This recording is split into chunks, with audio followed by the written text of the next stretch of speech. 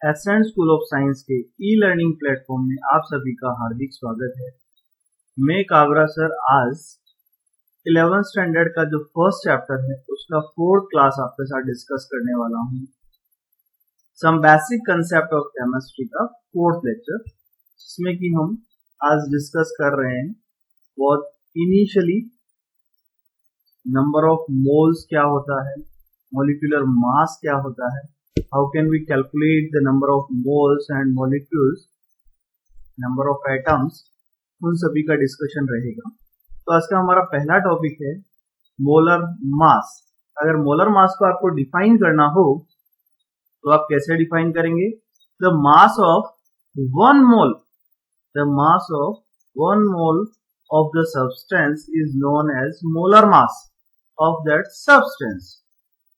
Molar mass of a substance is equal to gram molar mass और gram atomic mass. यानी अगर बहुत simplify तरीके से हम बोलें कि किसी भी सब्सटेंस के एक मोल का जो मास होता है उसको आप क्या बोलते हो? मोलर मास या gram molecular mass. Both having same meaning here. जैसे आपको कुछ कंपाउंड यहाँ पर दिए गए हैं, उनके मॉलिक्यूलर मास, मॉलिक्यूलर वेट आपको कैलकुलेट करना है।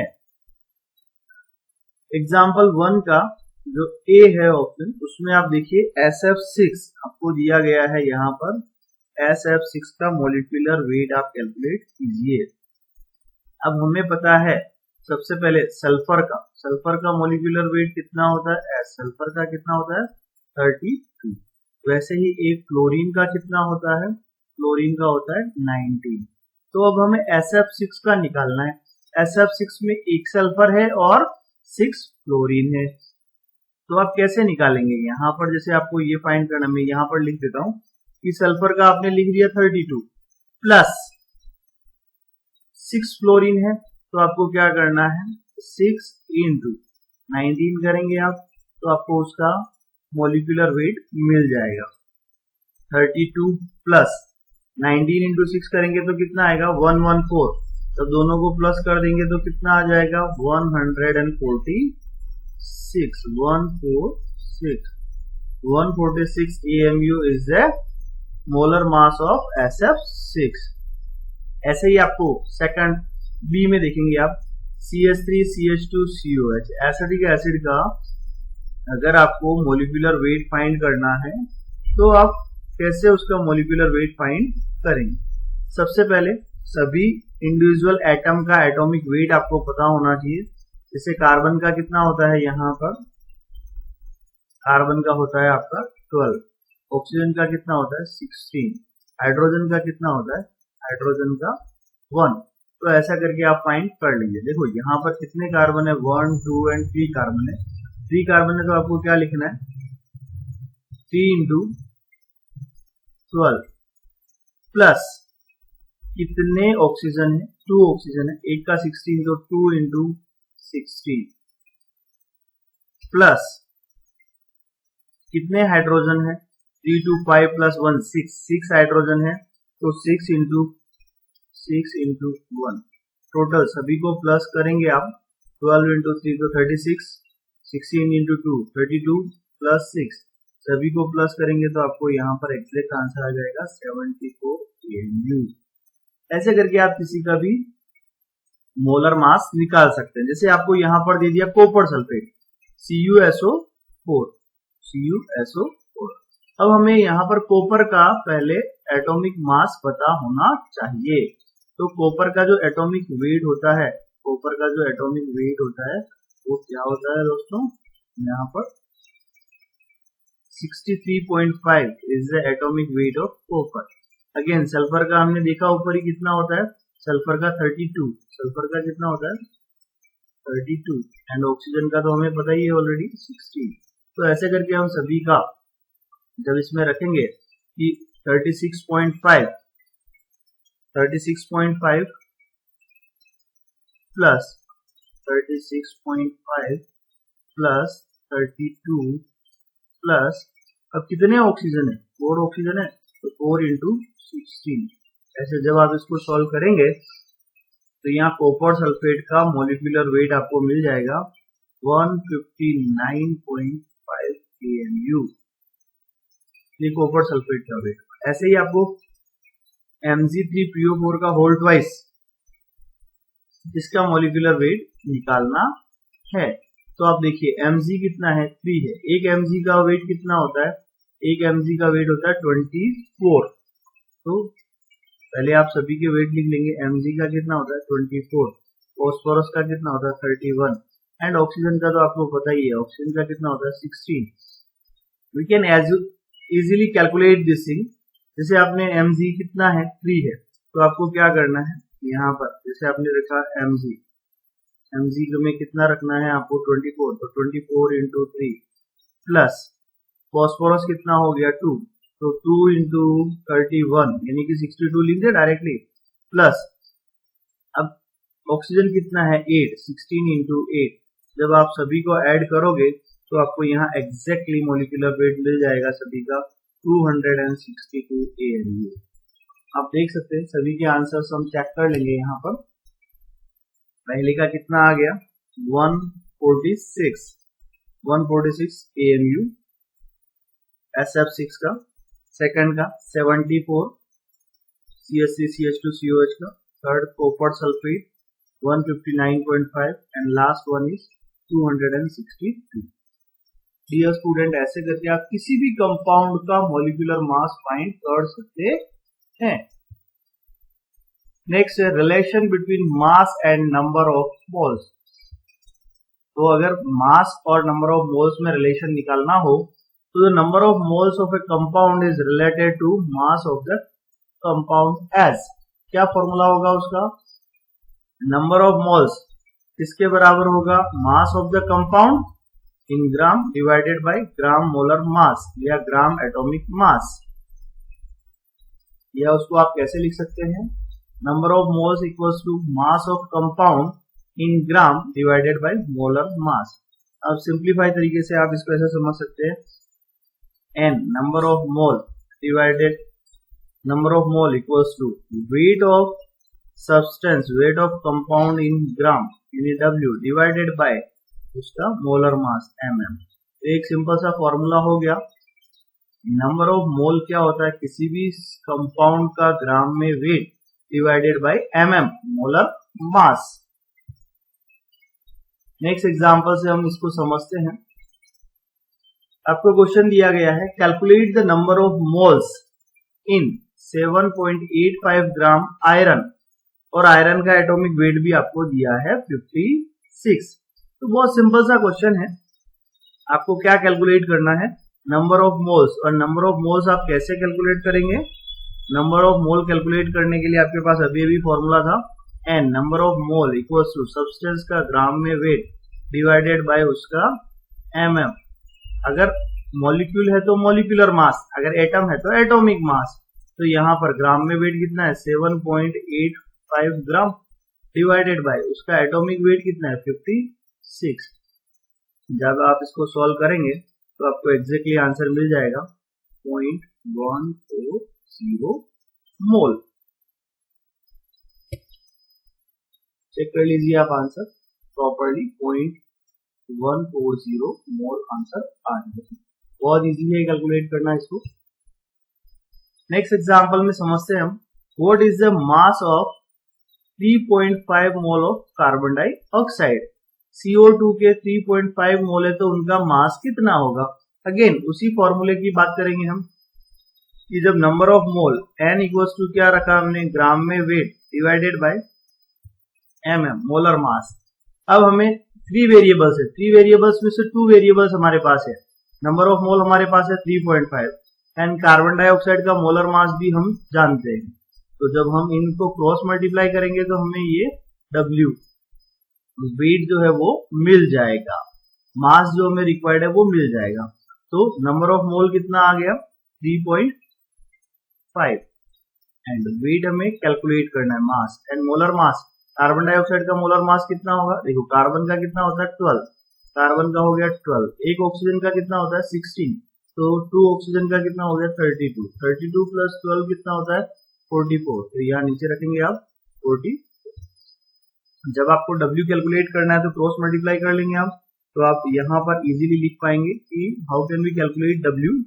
तो W कैलकुलेट करने के लिए 3.5 इंटू 44, तो आप यहाँ पर लिख लेंगे 3.5 इंटू 44, तो आपको एग्जैक्टली आंसर आ जाएगा 154 gram. This is the absolutely correct answer. तो ऐसे आप कैलकुलेट कर सकते हैं। नेक्स्ट टॉपिक है हमारा relation between number of particles and number of moles. यहाँ पर नंबर ऑफ पार्टिकल्स में एटम, मॉलिक्यूल, आयन, इनकी बात करेंगे हम। तो the number of moles is related to number of particles in the samples. यहाँ पर कैसे कैलकुलेट कर सकते हैं हम नंबर ऑफ मोल्स, वही n, कैसे कैलकुलेट करेंगे आप number of molecules, atoms, particles, जो भी दिया है उसको डिवाइड करेंगे आप एवोगैड्रो नंबर से। 6.022 इंटू 10⁻23, ये क्या है आपका Na, एवोगैड्रो नंबर। कभी कभी आप इसको n से भी रिप्रेजेंट करेंगे, n0 से भी रिप्रेजेंट करेंगे और Na से भी रिप्रेजेंट करेंगे। ये क्या होता है आपका एवोगैड्रो नंबर। यानी जो भी आपको number of molecules, number of atom दिए, अगर आप उसको डिवाइड कर देते हो एवोगैड्रो नंबर से, तो आपको क्या मिल जाएगा नंबर ऑफ मोल्स, n मिल जाएगा। कैलकुलेट करके देखते हैं हम। Calculate the number of moles which contents 12 into 10⁻22 atoms of helium. तो यहाँ आपको हीलियम के आपको नंबर ऑफ मोल्स कैलकुलेट करना है ना। How can we calculate the number of moles, वही अगेन अपने पास जो फॉर्मूला था कि नंबर ऑफ मोल्स मतलब n कैसे लाओगे आप, जो भी आपको नंबर ऑफ मॉलिक्यूल्स दिए हैं 12 into 10⁻22 divided by Avogadro number 6.022 into 10⁻23, Avogadro से आपको उसको डिवाइड करना है। जब आप एवोगैड्रो से उसको डिवाइड करोगे तो इजीली आपको यहाँ पर नंबर ऑफ मोल्स मिल जाएंगे। कितना आएगा लगभग 0.2 मोल्स। चेक कर लेंगे हम उसका आंसर की 0.2 mole, absolutely correct answer here. Next example, calculate the number of moles. यहाँ पर भी आपको नंबर ऑफ मोल्स कैलकुलेट करने हैं। 3.01 into 10⁻22 molecules of carbon dioxide. अब कार्बन डाइऑक्साइड के मॉलिक्यूल्स कितने हैं 3.01 इंटू 10⁻22। अगेन हमारा वही formula and number of mole equals to 3.01 into 10⁻22 divided by Avogadro number 6.022 into 10⁻23। जब आप इसको सॉल्व करेंगे तो आपको इजीली यहाँ से नंबर ऑफ मोल मिल जाएगा कि नंबर ऑफ मोल जो है वो कितना होने वाला है 0.05 मोल्स। तो यहाँ पर कार्बन डाइऑक्साइड को मिलेगा। चेक करेंगे आप, करेक्ट आंसर है 0.045 moles of carbon dioxide here. Next example में देखते हैं, calculate the number of atoms. अब यहाँ पर आपको क्या कैलकुलेट करना है नंबर ऑफ एटम्स कैलकुलेट करना है of each type present in 3 moles. How many moles 3 moles of calcium phosphate. अब कैल्शियम फॉस्फेट का फॉर्मूला क्या है Ca3PO4 का whole twice. Calculate the number of atoms. Number of atom आपको calculate करने हैं। टोटली कितने मोल है 3 मोल। हमारा कॉन्सेप्ट क्या है, एक मोल में नंबर ऑफ एटम्स या नंबर ऑफ मॉलिक्यूल्स कितने होते हैं एवोगैड्रो के बराबर। तो यहाँ तो 3 मोल्स है, तो अगर मुझे कैल्शियम के एटम गिनने हैं तो how can I calculate the calcium atom. अगर कैल्शियम का गिनना है मुझे, देखो कैल्शियम कितना है इसमें 3 कैल्शियम है ना, तो पहले तो एक मोल में 3, तो 3 में कितना रहेगा 3 इंटू 3 कर दूंगा मैं, है ना। तो ये कितना हो जाएगा 9 और Na यानी 9n। n का मतलब एवोगैड्रो नंबर या 9Na लिख दूंगा मैं, 9Na of calcium atom, of calcium. अगर ऐसे ही मुझे जैसे दूसरे फास्फोरस के कैलकुलेट करने। तो फास्फोरस का कैसे कैलकुलेट करूंगा? पहले तो 3 मोल्स, एक मोल में कितना फास्फोरस है?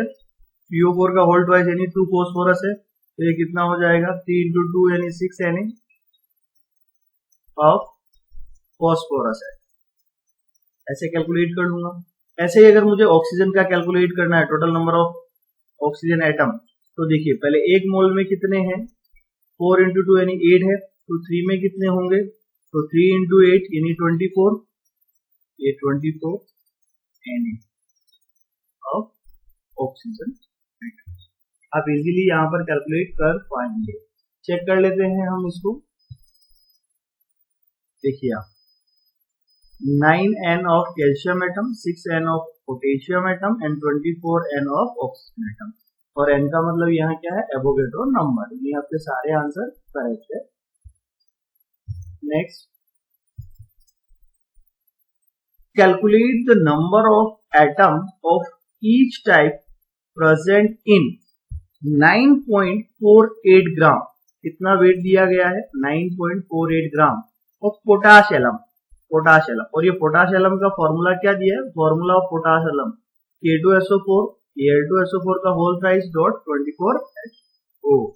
डबल सॉल्ट होता है पोटाश एलम, दो अलग अलग कंपाउंड K2SO4 और Al2SO4 से मिलके बना है। तो यहां पर सबसे पहला टारगेट क्या है आपको? Calculate the number of atom. देखो नंबर ऑफ एटम कैलकुलेट करने के लिए सबसे पहले आपको क्या करना पड़ेगा? नंबर ऑफ मोल्स कैलकुलेट करना है। तो नंबर ऑफ मोल कैलकुलेट करना है, तो हमारा पुराना कॉन्सेप्ट क्या है? N number of mole equals to weight of substance in gram divided by उसका mm। तो सबसे पहले ग्राम में वेट आपको दिया गया है 9.48 डिवाइडेड बाय mm। मोलर मास आपको निकालना पड़ेगा। जैसे एक पोटेशियम का होता है 39, तो 2 का कितना होगा? 2 into 39। एक सल्फर का 32, तो प्लस 32। एक ऑक्सीजन का 16, तो 16 into 4, 64 प्लस कर दो। एक एल्यूमिनियम का 27, तो 27 into 2। यहाँ पर 3 सल्फर होंगे, तो 3 सल्फर होंगे तो कितना रखना पड़ेगा आपको? 32 into 3। और ऑक्सीजन कितने होंगे? 12 ऑक्सीजन हो जाएंगे, तो 12 into 16 प्लस 24 H2O। एक H2O का कितना होता है? 18, तो 18 into 24। जब आप टोटली इनको ऐड करोगे तो आपको इसका मॉलिक्यूलर वेट मिलेगा 948 kMu is the atomic mass of this potash alum. तो हम यहाँ पर 948 रखेंगे, तो इजीली आपको 0.01 मोल मिल जाएगा। इजीली वैल्यू कट हो जाएगी, 0.01 मोल होगी आपको। अब जब आपके पास मोल आ गए, तो मोल से मॉलिक्यूल बनाना है या एटम बनाना है, तो आप इजीली कर सकते हैं। देखो मोल है इनटू Na करोगे तो नंबर ऑफ मॉलिक्यूल्स बन जाएंगे, और कि जितने एटम है उतना मल्टीप्लाई करोगे तो आपको उसका नंबर ऑफ एटम आ जाएगा। जैसे आपको यहाँ पर स्पेसिफिक 1 by 1 सभी के नंबर ऑफ एटम निकालने हैं, तो आप देखेंगे number of atom of potassium. जैसे आपको पोटेशियम का नंबर ऑफ एटम निकालना है, तो पोटेशियम का नंबर ऑफ एटम निकालना है, तो पोटेशियम के लिए जाना पड़ेगा आपको कि पोटेशियम के लिए कितना पोटेशियम है। पोटेशियम की बात करेंगे तो K2SO4 में K कितना है? 2 है ना, इनटू कितना मोल है? 0.01 मोल इनटू Na कर लीजिए आप, आपको उसका आंसर आ जाएगा। ऐसे ही पोटेशियम के बाद आपको किसका निकालना है? जैसे एल्यूमिनियम का। एल्यूमिनियम का भी सेम कॉन्सेप्ट होगा। एल्यूमिनियम भी कितना है? Al2 है, तो same concept 2 into 0.01 into Na, यानी दोनों का आंसर सेम ही आएगा। नेक्स्ट, जैसे आप बात करेंगे सल्फर। सल्फर का आपको निकालना है, तो पहले आप देखेंगे सल्फर कितना है? सल्फर 1 plus 3 यानी 4 सल्फर है, 4 into same thing 0.01 into Na। Sulphur के बाद अगर आपको निकालना है यहाँ पर ऑक्सीजन का, तो ऑक्सीजन आप देखेंगे ऑक्सीजन कितना हो रहा है?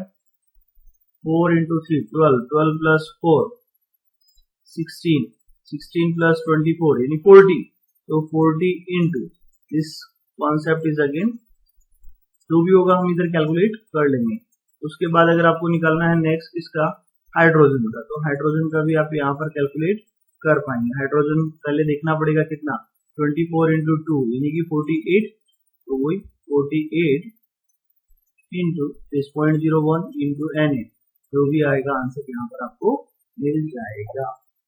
एग्जैक्टली आपको आंसर चेक करना है तो भी आप आंसर चेक कर सकेंगे कि number of potassium atom 1.02 into 10⁻22, जितना पोटेशियम का है उतना ही एल्यूमिनियम का होगा।